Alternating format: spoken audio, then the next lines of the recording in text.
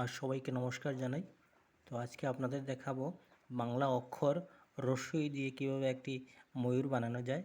ভিডিওটি ভালো লাগলে অবশ্যই শেয়ার করবেন এবং অন্যকে দেখতে সাহায্য করবেন।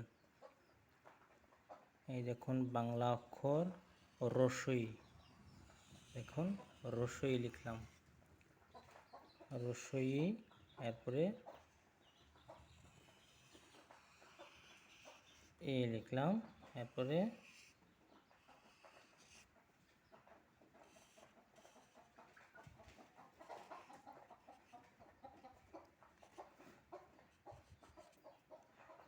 ময়ূরটা গাছের মধ্যে বসে আছে, এরপরে এগুলো দিতে হবে।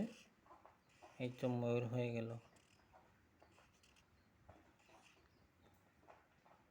এরপরে পাতা, গাছের মধ্যে পাতা, একটি সিনারি বানানো যাবে কত সুন্দর।